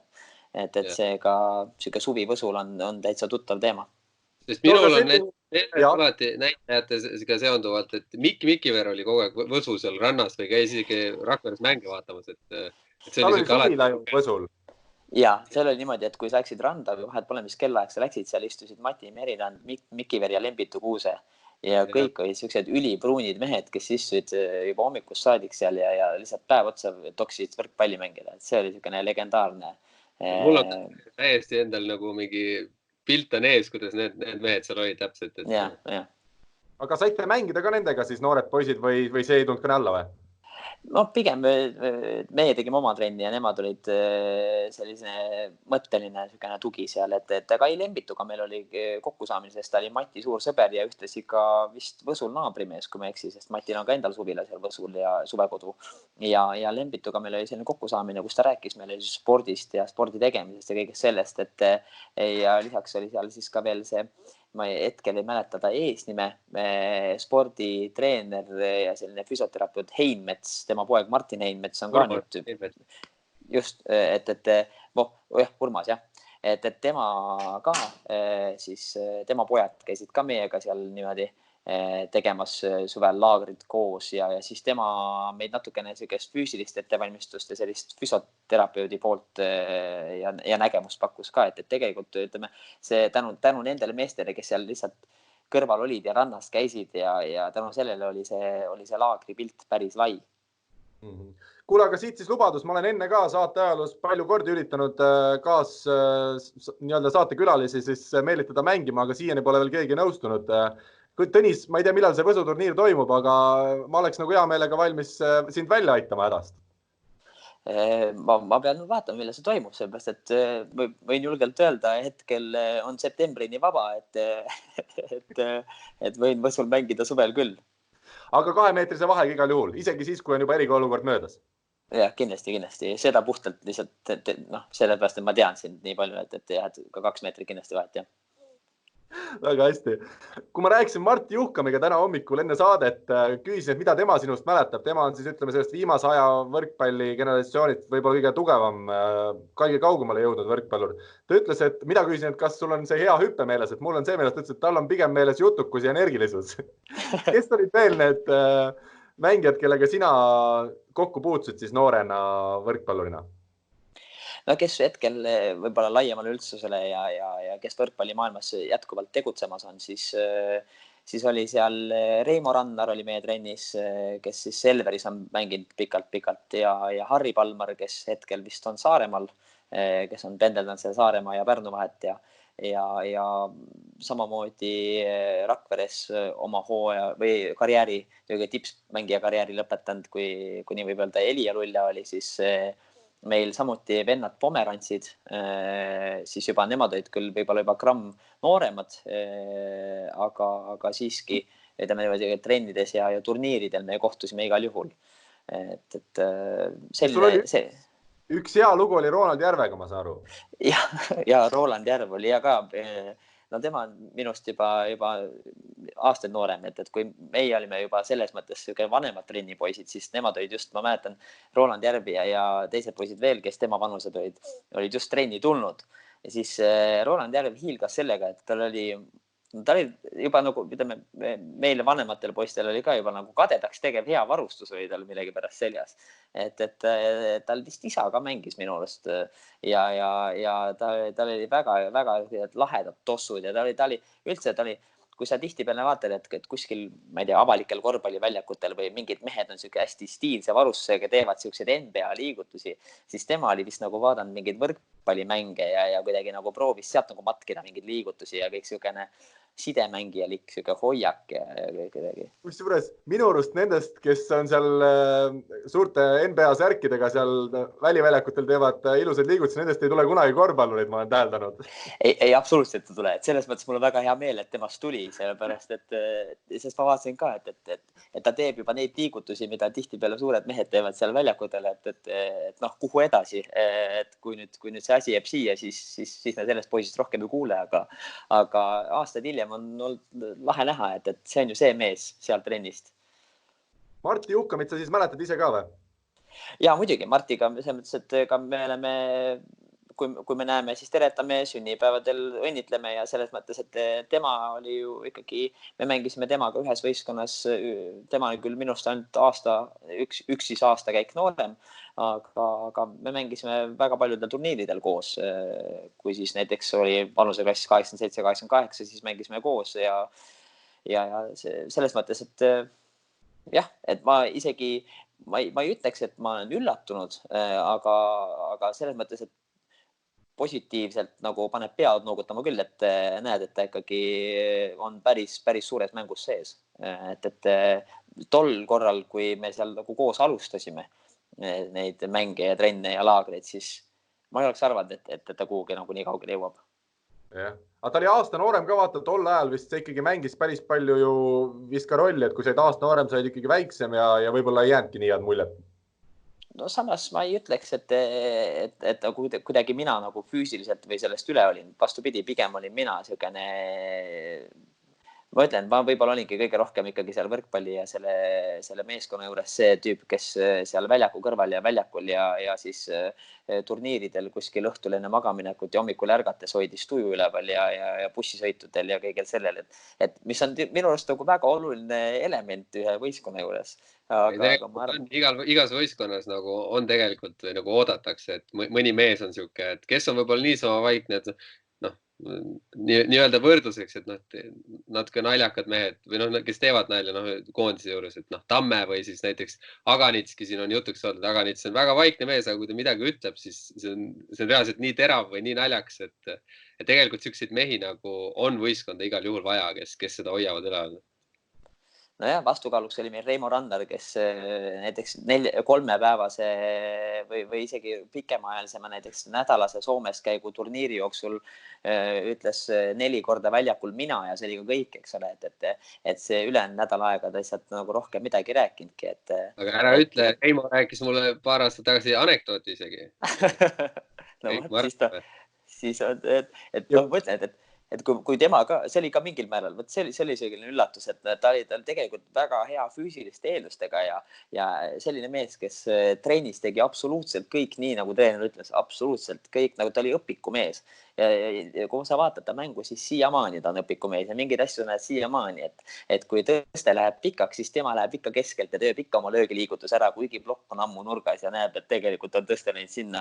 Et sellised asjad nagu trenniski tookord ja ta teeb siiamaani, kui sa vaatad telekast mänge, eks ole. Et mis on lahe ühelt poolt ja teiselt poolt paneb nagu mõtlema, et ma olen selle olukorra juures olnud, kui ta selle nagu enam-vähem ära õppis, Kusjuures mina mäletan jälle Reimo, või mis ma mäletan, ta elab mul Mustamäel kõrval majas ja me oleme tihti sattunud ka pärast Selveri mänge koos minema koju ja ta on mega äge vend, et selle vaikse kuju taga minu arust peitub siuke super soe süda ja väga äge inimene.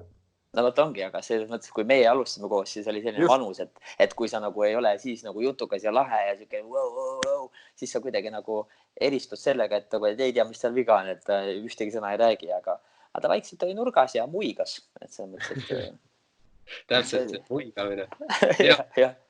Noortekoondises koos oli ka, siis kui ta muigas, siis oli kõik oli hästi. Kõik oli hästi, jah. Räägi, Tõnis, mis su võrkpallurina su suuremad saavutused olid? Mis sa noorteklassis jõudsid, mis medaleid võita? No meie ikkagi Eesti karikavõistlustel oleme valdavalt, ütleme siis kas siis Pärnu või Tartu või siis Viljandiga jagasime ikkagi kõik tatisti peale siis neid medaleid, eks ole, et neid teisi ja kolmandaid ja kohti ja minu arust ka mõned karikavõistluse ja meistritiitlid teatavates vanuseklassides on kodus olemas. Nüüd pole hetkel vanemate juurde ei tohi minna, eks ole, ei saa oma medalikasti välja võtta, et vaadata üle täpselt, mis see on,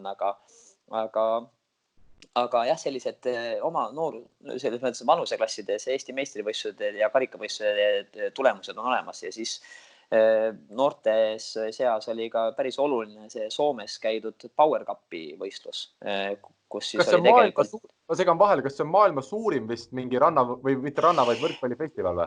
See peaks olema vist maailma suurim noorte selline välivõrkpallifestival, jah, kus siis ja see ühe aastal siis me tookord oli vist, kui ma ei eksi, C vanuseklassiga käisime mängimas, kui selle ära võitsime ja järgmine aasta B vanuseklassi saime vist teiseks, et sellised saavutused on sealt ka nagu võtta, ja noh, kooli on alati saanud esindada võrkpallivõistlustel, kui oli vaja, et see koolide vaheline turniir oli ka selles mõttes põnev, et sa näed neid mingil määral samu nägusid, keda sa näed seal nagu oma võistkonnaga turniiridel, aga siis näed, et kõrval on neil mingid mehed, kes nagu lihtsalt on pandud kokku, eks ole, et tuleks mingi 6 meest koos ja siis kus need mehed, kus nad tahaks olla oma võistkonna sees ja kus nad on hädas, need liidrid sellised, et seda oli lahe vaadata. Pärnus näiteks Esna, eks ole ju, seal Ülejõe gümnaasiumis, kui ma ei eksi, ta mängis vist, et siis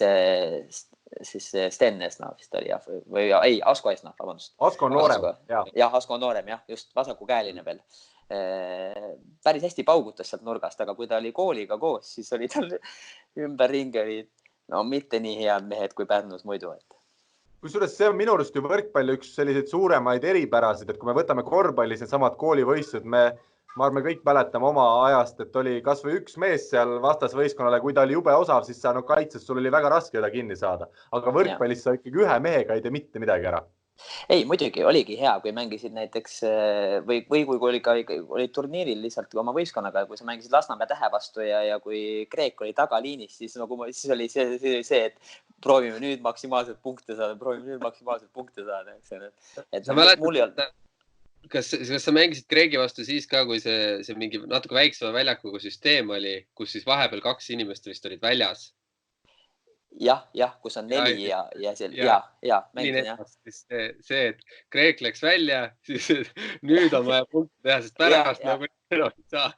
Ja, sest et mul ei olnud mõtet tal plokk hüpata. Mul on Mati ütles, et kui sa plokk hüppad, pane käed niimoodi, eks ole, et siis ta lööb võib-olla su kätte peale ja pall põrkab üles. Et mul ei olnud... Võtta, see oligi, et need alati see lõpu, see turniir oli ju Rakveres seal staadioni peal. Just. Ja, seda ma mäletan, seal mul on ka sellest on ka mul medal, mingisugune medal. Et see oli ka, jah. Aga kes veel on need mingid hilisemad tuntumad, kas sportlased, keda sa mäletad just vastasvõistkondades, sa Kreegi tõid välja, oli veel keegi selline sinu vanuseklassi oma või? No Raadiku vastu olen ka mänginud. Sealt peab kindlasti hea lugu olema. Tema vastu nagu ei mäleta mingit head lugu, aga mäletan seda, et ega Kreegi vastu oli mängida ebamugav, aga oli mängida ebamugav ka tegelikult sellise mehe vastu, kes hetkel minu arust enam ei mängi, nagu Martti Rosenblatt. Kes oli ka ikkagi väga mitmekülgne, väljaku nägemine oli ülihea, nii eesliinis kui tagaliinis tõi ikkagi väga hästi, pluss veel väga hea serv.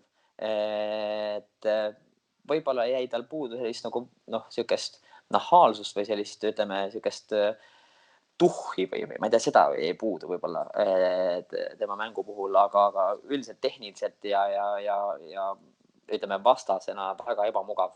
Aga ei, neid näiteid on teisigi, et ma kindlasti ei mäleta sellised minu vastu kindlasti ei mänginud ei Täht ega Aganits ega Tammemaa ega sellised mehed, aga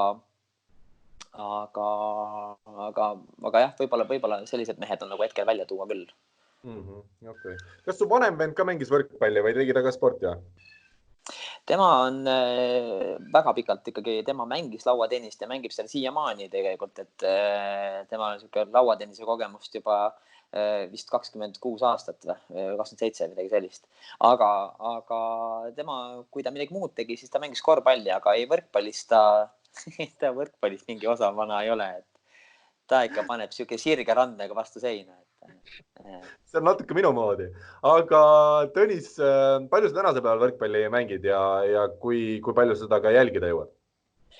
Jälgin kindlasti rohkem kui mängin, et jälgin maksimaalselt nii palju, kui vähegi uudiseid tuleb.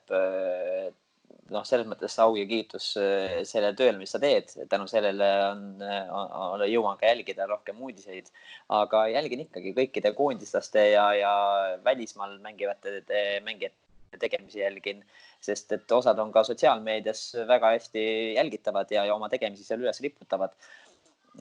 Aga mängin natuke vähem, kui tahaks mängida ikkagi iga nädal mitu korda, aga trenn on kord nädalas. Kas ma sinna jõuan, see on juba ise asi, sest et trenn on 4 päeviti ja 4 päeva on ikkagi minu nagu valdkonnas tihtipeale ikkagi tööpäev, inimesed käivad teatris, pole midagi parata, aga see hooaeg nüüd ei jõudnudki ühelegi liiga mängule ega trenni, sest et lihtsalt tegemisi oli nii palju ja nüüd on see hooaeg juba läbi ka meil, aga eelmine hooaeg ikka sain kõik liigamängud ära käia mängida ja jõudsime seal Rahvaliigas oma meeskonnaga play-offi ja see oli nagu tore küll. Mis tugevusaste? Ma jään vastuse võlgu, vist mingisugune nõrgem tugevusaste. 3 jah, 3. tugevusaste vist. Jah. Oi, Tõnis, sealt enam madalamale ei ole võimalik langeda, nii et te olite püsima, ma arvan, see hooaeg. On küll võimalik madalam, see on võimalik, et lihtsalt sa ei mängi, see on nagu see madalam klass, aga ei, selles mõttes nagu seltskond on tegelikult lahe, kui kõik ikkagi põhi nagu mehed on koos, siis tahtsid öelda ka, mis võistkonnas sa mängid või? Eesti Pank ja Finantsinspektsioon. Eelarve on paigas. Meil ei ole muret hetkel väljasõitude ja võistkonna särkide osas, et seda veel muret ei ole. Ei naljaga pooleks aga võiks öelda, et tingimused on, ütleme, trenni tegemiseks on super head. Et see ei tähenda, et meile midagi kinni makstakse. Mina olen pigem lihtsalt seal nagu külaline, sest et mina ju seal ei tööta. Aga tänu sellele, et iga trennikaaslane saab nagu võtta endale ühe liikme kaasa, siis tänu sellele ma saan seal mängida. Aga seltskond on kirju, teinekord näed mõnda trennikaaslast kuskil Eesti Panga laua taga pressikonverentsi andmas mingi teemal, siis mõtled, et meil ta on libero, aga näed, siin annab ta mingit väga kõva finantsnõu tervele riigile, et selles mõttes on lahe. Öeldakse ikka, et elus pead oskama tasakaalu hoida. Kuidas sina siis seda tasakaalu leiad, kui sul on ikkagi nii palju neid etendusi ja tööasju, et sa ütledki, et sa ei jõua siin viimase aasta jooksul ei ole jõudnud ei mängudele ega trennidesse juurde?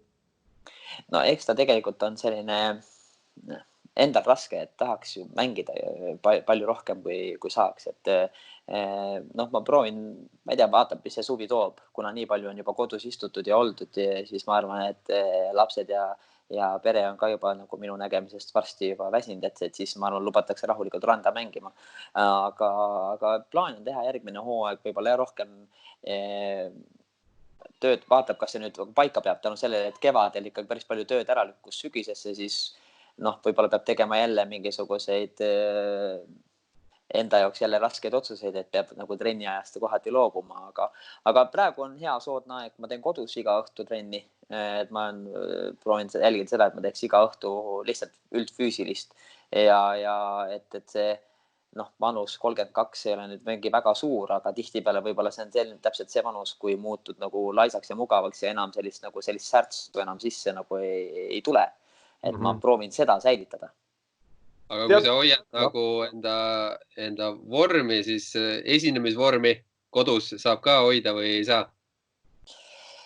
See on pigem keerulisem. Selles mõttes lapsed kindlasti nõuavad oma mingi asja ja proovid olla kogu aeg nagu rõõmus ja lustakas, aga selles mõttes nemad on kindlasti selline publik, kes ju tagasi otseselt sulle nagu niisugust energiat ei anna, et kui saalis, täpselt nagu ka isegi kui sportlasena ka ma kujutan, et kui sa nagu mängid lahedat mängu, sul on saal rõkkab, eks ole, et see on hea tunne, sa lähed väljakult ära palju energilisena, kui sa sinna tulid. Et kodust on kindlasti rohkem niisugune energiaröövel, aga tänu sellele on jälle niisugune nälg veel rohkem suurem, et esinema minna ja kuna ma ei tea, ma ei ole, nagu Marti ütles, et ta meenutab mind jutukana ja energilisena, siis ma arvan, et eks minu jaoks on see praegune olukord niisugune kodus istuda ja praktiliselt mitte kuskil käia on võib-olla kõige raskem. Aga vaatab, ma proovin hakata siin tegema, juba vaatasin siin naistekoondislastest Liis Kullerkann, kes kuskil välismaal, ma täpselt ei tea, kus ta nüüd on, kuskil soojas riigis. Seda ei tohi öelda seda. See on kusjuures, Tõnis, see on mitteametlik info, ma siin ühe poole ütlen, ta on Prantsusmaal. Aga seda ei tohi avalikult, kui sa nüüd hakkad kirjutama või Delfile mingid vihjeid saatma, siis tuleb sellest suur jama. Okei, selge, siis ma seda ei ütle, aga jah, sellele võib-olla viitab ka see lipukes tema Instagrami seal selle all, kus ta on kõik reisinud, eks ole, või mänginud. Et ma vaatan, ta teeb päris asjalikke harjutusi, et sealt on hea võtta tegelikult midagi, mida teha. Okei. Tead, Tõnis, saate lõppu, kuna huvid on laiemad, ma arvan, mitte ainult minul, vaid ka tavakuulajal, siis ma pean ära kasutama ja küsima ka mõned natuke võrkpallist mitte seonduvad küsimused. Esiteks öeldakse, et ühtpidi, et nalja on teha raske ja kes teeb hästi nalja, seda kõvem saavutus. Teisalt ütlevad ikkagi näitlejad ju ise ka, et sellise tõsise draama tegemine on paljude jaoks või osade jaoks hästi tähtis. Kuidas sina nagu endas oled selle läbi mõelnud, et kas sa tunned, et see nalja tegemine sinu jaoks ongi ikkagi see, mis sul tuleb kõige paremini välja, sa tahaksid teha seda väga nii-öelda pikka aega või sa unistad ka sellest, et mingi hetk ikkagi teha sellist väga tõsist teatrit, minna kuskile teatrisse veel nii-öelda ametlikult tööle ja nii edasi? No ühelt poolt on hästi tore olla selline inimene, kes pakub inimestele rõõmu ja kes pakub sellist lusti ja kes tuleks ütlema, et oi, kui tore, ma pole ammu nii palju naerda saanud ja see on, ühelt poolt on see väga tore, eriti nagu selles maailmas, kus me praegu oleme, jätame selle koroona korraks kõrvale, et üleüldiselt ka kogu see poliitika, mis me ümber käib, et tihtipeale sellest otsitakse sellist just naeruteel, sellist väljapääsemist. Teisalt õnneks ma olen siiamaani jätkuvalt saanud teha kõrval ikkagi rolle, mis on tõsiseltvõetavad ja jätkuvalt on mängukavas selliseid rolle olemas kinoteatriga koostöös. Aga ma ise olen küll mõelnud, et päris põnev oleks mingi aeg olla kuskil repertuaariteatris näitlejana. Saab näha, kas see kunagi täitub või mitte. Et hetkel mind võib-olla võetakse liialt sellise nagu pullimehena, aga ma ei tea, seni kuni tänu sellele on tööd ja pakkumisi ja see mind ennast ei ole ära tüüdanud ja ma ise endale ei ole nagu ebameeldivaks veel muutunud, siis kasutame juhust, ja siis teen seda hea meelega. Aga vaatame, mis tulevik toob.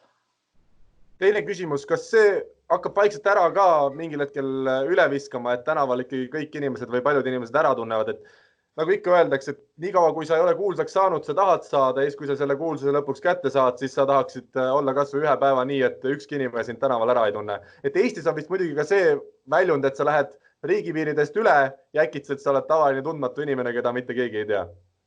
No just see õnn on küll olemas aga tegelikult ütleme, et Eesti inimesed on ikkagi üpriski tagasihoidlikud, et ma arvan, tegelikult on sportlastel samasugune olukord, et ühelt poolt sa käid meediast läbi ja oled tuntud aga sind tunneb ka teatud ringkond, et ma ei usu, et tegelikult praegu hetkel on küll olnud selline olukord, kus ma tunnen, et ükskõik kuhu ma lähen, kas mõnda väiksemasse kohta või suuremasse kohta, siis ikka on keegi, kes ütleb, et nii Neemets, kuidas läheb ja kõige sugust.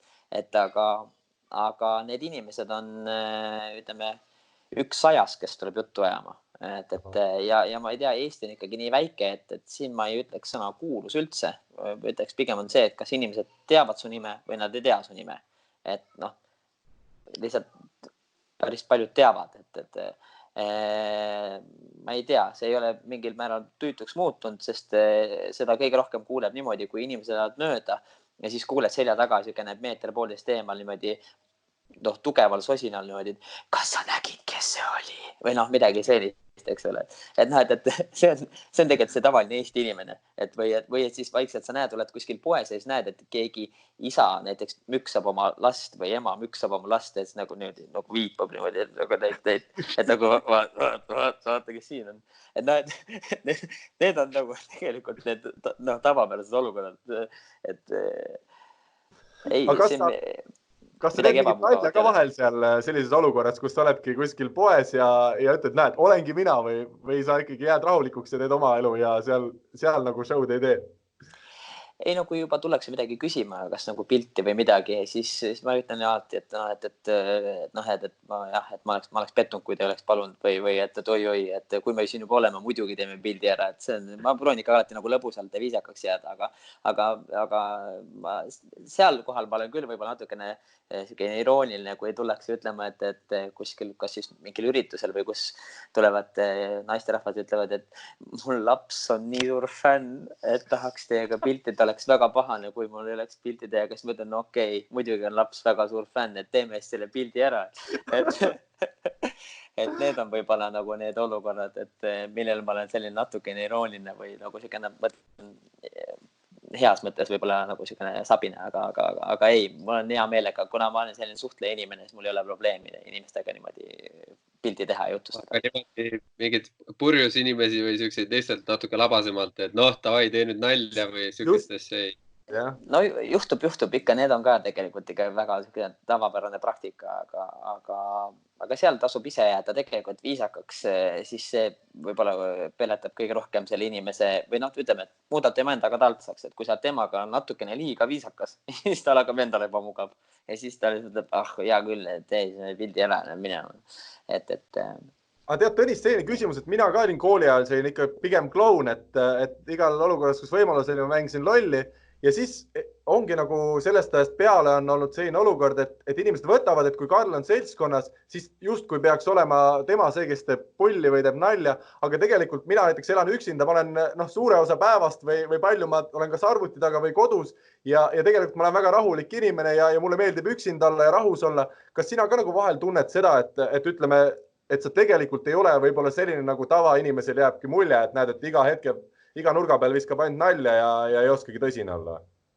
Ma arvan, et ma olen see tüüp, kes samamoodi on kodus, on tegelikult vaikne ja selline tuima näoga lihtsalt, et seda on nagu abikaasa ka öelnud, et miks sa ei või nagu siin olla selline, nagu sa mujal oled, eks ole. Just, aga ma arvan, et see tegelikult see sünnib sellest, et kui sa näed teisi inimesi, ma ei tea, mingisugune lüliti läheb nagu tööle või kuidagi niimoodi. Et ma ei eelda, et kui ma mingis seltskonnas olen, et ma pean olema mingisugune seltskonna hing või nüüd hakkama pulli tegema, vaid see kuidagi mingil määral eskaleerub selle jutuajamiste sees. Aga võrkpalliga seonduvalt, kui sa platsile lähed, kas sa seal räägid palju? Sest tegelikult on päris palju näiteid, kui on hästi jutukad mehed, siis lähevad platsi peale just mängudel või ütleme turniiridel ja täielik vaikus, ei tule midagi. Et kuidas sulle, et kas sa oled samamoodi, läheb juurde veel või tuleb maha? Ma pigem olen ikkagi jutukas. Ma arvan, jutukas, et puhtalt sellepärast, et tekiks ikkagi see mängus see suhtlus. Ma mõtlen selle suhtlust, et teised mängijad nagu võtaksid seda ka samamoodi jutu üles, puhtalt mis mängu suhtlus, ma mõtlen seda, et kes midagi võtab palli, kõik niimoodi, eks ole. Nii. Nüüd tuli Maksuamet. Selge, Maksuamet on saabunud. Ja Maksuamet saabus siia tuppa. Et ei, tegelikult ma olen mängu väljakul ka ikkagi väga jutukas. Et puhtalt selles, mulle meeldib, kui nagu väljakul on hea tuju, hoolimata sellest, kas läheb kehvasti või mitte. Et pigem hoida nagu sellist mõnusat nagu vibe'i üleval. Mina olen täpselt sellega nõus, ma olen oma võistluse kaaslastega seal Rahvaliigas nii palju vaielnud, et nemad paljud lähevad nagu jube hasarti, et see võit on nüüd maailma kõige tähtsam asi, aga tegelikult kui me räägime ikkagi Rahvaliigast või alates esiliigast, ma arvan, et see on ju kõik teevad pärast tööd. Ja nii nagu sinu puhul praegu näeme, et see pere on ka tähtis. Et see mängimine ju peaasi, et ükskõik, kas ta kaotad 0-3 või võidad 0-0, et siis ikkagi sa pead ise pärast seda mängu kuidagi tundma, et oli mõnus. Ei puhtalt ka see, et ma annan ikkagi aru, et kui me näeme, et me kuidagi nagu ei võida seda mängu ja me lihtsalt näen, et päris tugevalt, me kindlasti ei võida seda mängu, siis ma ei näe põhjust nagu minna lolli moodi nagu selliseks hasartseks, et hakata nüüd lihtsalt nagu möllama ja kuidagi omavahel nagu mingi tülli minema, mida tihti peale nagu minnakse, et mõned nagu unustavad ära, et see on tegelikult mäng, on ju. Et hea küll, mõned mängivad seda elukutseliselt ja tänu sellele teenivad raha, aga lihtsalt meie puhul tuleb endale aru anda, et mis tasemel sa mängid ja lõppkokkuvõttes on see, et kõik lähevad õhtul kodudesse ja käisid lihtsalt toredalt aega veetmas ja saavad ennast välja elada. Aga seda võiks teha ka ikkagi sellise mõnusa nagu positiivse vibe'iga või et see ei pea kuidagi olema selline nagu läbi ussi emmi pingutatud, eks ole, et see peab olema kuidagi, et selle mängu juures peab olema see fun. Et samamoodi nagu kui sa käid vaatamas neid mänge, see, mis see kuidagi see fun seal väljakul on, kuidas nagu ma näen, et kui sa käid koondise mänge vaatamas, et kuidas tegelikult seltskond möllab seal väljakul, see on ühelt poolt nende jaoks riigi esindamine, see on tähtis, samas see on töö, aga samas see on täielik selline lustimine, et mingil määral on see näitleja töö minu jaoks samamoodi, et ega raske on seda tööks nimetada, et see on pigem selline lahe teistega koos lollitamine, mängimine, lustimine. Kusjuures siit ma tulengi küsimuse juurde, mis mind tihti just neid inimesi nagu huvitab või kui me mõtleme, et sa oled laval tund aega või 1,5 tundi üksinda, kuidas see tekst ikkagi pähe jääb ja sa ütled, sa saad ikkagi nautida seda, et see tekst on siis nii raiutud pähe või sa pead ja saad seal ikkagi nii palju improviseerida, et sa tuled alati oma asjaga toime, ükskõik kas sul need sõnad on nüüd täpselt peas? Eks ta jääb pähe tänu sellele, et toimub ju teatav ikkagi eeltöö selle tekstiga, et kui ma kui me räägime sellest minu üksinda tükkidest, siis sellele eelneb tööd kuskil 6 kuud. Et selle teksti formuleerimine lõpuks, kui ta valmis saab, kui seda hakatakse õppima, siis sellisel juhul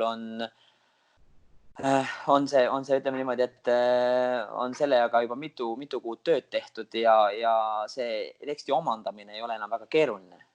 Minul jääb tihtipeale ikkagi need tekstid meelde proovides, kui on nagu kollektiiviga proov, siis on ikkagi proovides läbi tegemine, see on nagu ka spordis mingite harjutuste tegemine, kui sa teed, sulle jääb see meelde, sulle muutub paremaks selles, nii edasi. Et samamoodi on tekstidega, aga 1,5 tundi üksinda laval, seal on improvisatsiooni hetki küll, sellepärast, et sa ei tea, kuidas saal reageerib, et mida nüüd keegi ütleb, teeb, sa pead olema selles mõttes valmis, et selles mõttes acting is reacting ja see on nagu see põhimõte, mille järgi ma tegutsen. Aga vaata, näitlemises ka öeldakse, et kui sa oled laval teise partneriga, et siis tekib mingi eriline keemia ja ütleme raskes hetkes, kui sa oletame unustanud ära mingi sõna, siis on väga huvitav, kuidas kaasnäitleja teinekord aitab sind sellest olukorrast välja. Et kas sina ka seda teistega koos näitlemist nagu praegusel hetkel igatsed taga või mõtled sellest? No vot ongi see, et nagu ma enne ütlesin ka, et mul on õnne, et mul on ikkagi mingid tööd kõrval olnud, et just nüüd oli ka, et alles nüüd sügisel või alles nüüd kevadel tuli välja kinoteatriga etendus, lavastus kahekesi, eks ole, mida me tegin siis nüüd samal ajal, kui olid Eesti Laulu töö, kui oli siis enda tükiga mööda Eestit ringi käimine, aga kuna üksinda oled mööda Eestit ringi käinud juba nagu ütleme 50 korda, 50 etendust teinud, et siis ootad seda paarilist ja partnerit ja sellist nagu niisugust tugevust siit küll kõrvale, jah. Et seega ma proovingi neid asju kuidagi niimoodi omavahel kombineerida, et kindlasti ei oleks niimoodi, et ainult üksi. Et see peab olema kuidagi, mingil määral peab olema. Andres hakkas kohe raukuma. Et see peab olema kuidagi tasakaalus. Aga Tõnis, lõpetuseks, oled sa valmis kõige raskem küsimus? Ja palun. Mina seriaale ma üritan võimalikult vähe vaadata ja kui siis dokumentaalseriaal, et vähemalt midagi külge ka jääks, et ma päris aega ei raiska niisama, aga üks seriaal, mille ma küll vaatasin algust lõpuni ära, oli see Alo sari, et kas seda tuleb jätku siin austaja uurib või ei tule? See sõltub tegelikult alati nagu kõige puhul rahast, eks ole, et fakt on see, et ainult ma pean korraks võtma, koer sööb muidu mul selle juba ühe riiuli ära. Kuule, lõpeta ära. See kõik ei ole sulle siin kodus. Et see sõltub rahast, aga fakt on see, et sellise seltskonnaga, päris suure seltskonnaga me ainult kanali poolt pakutavast eelarvest seda ära ei tee ja kui meil on kuskil veel keegi ütleb lahke käega, et võtke see summa, siis meil on huvi teha küll, aga ütleme, selliseid asju on ka tihtipeale tore teha niimoodi, et sa teed ja ta jääb ja ta oli ja niisugune tore meenutus sellest asjast, et mingil määral niisuguse võib-olla ongi tore, kui jääb natuke mingi asi kripeldama, et ma arvan, et võib-olla selle võrkpalliga minu puhul samamoodi, et ma ei tea, kas ma oleksin olnud, ütleme, Eesti koondise vääriline mängija või siis välislepingut teeniv mängija, aga ma ei tea, kas ma nagu ka alla selle oleksin leppinud endaga. Et seda ma ei oska öelda. Andres, kokkuvõtvad sõnad, võib vist öelda, et lõpuks saime ikkagi midagi tähtsat ka teada, et Tõnis ei toida oma koera ja lausa riiulite peale on siin raskel ajal läinud. Andres, oli vist huvitav selline väike vestlus täna? Ja, näed, mul ka siin üks ootab siin siukse näoga. Riiulit ootab. Riiulit ootab, jah, et kaua me muliseme. Ei, selles mõttes, ma arvan, et neid küsimusi oleks siin palju rohkem, et ma ise ka siuke teatrihuviline inimene, siis oleks nii palju rohkem küsida, aga selles mõttes on tore näha just, et tegelikult päris palju nagu näitlejaid on palliga või spordiga seotud. Et see on nagu, ja üha rohkem, et kui võib-olla vaadata ajalukku, siis ma arvan, et nii paljud nii-öelda vana generatsiooni näitlejad võib-olla ei olnudki nii sportlikud, kui pigem rohkem siuksed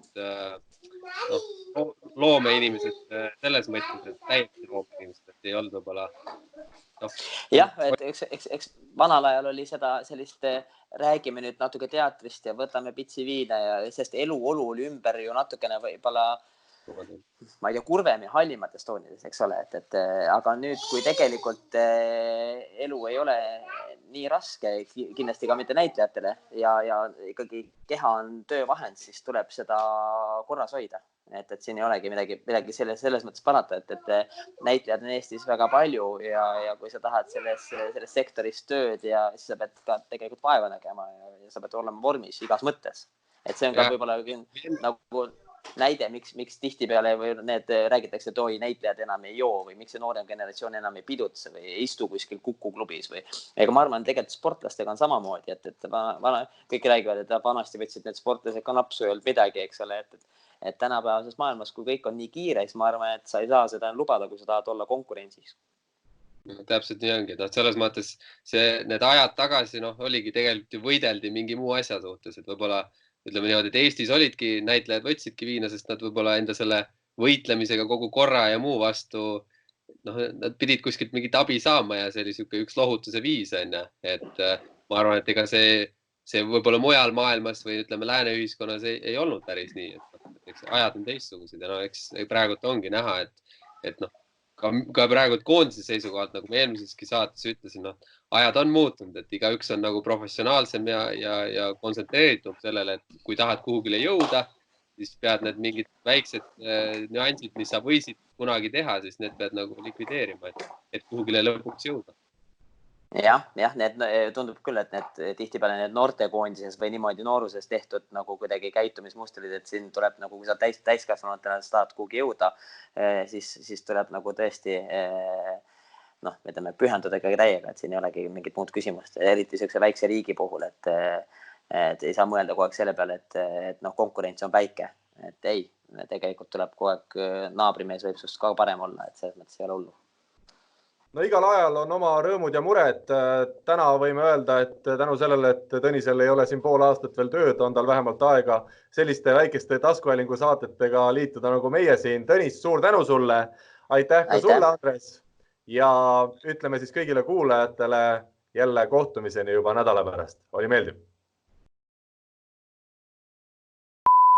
Tere olude sunnil moeetendustele. Oih! Monoetendused ütlema.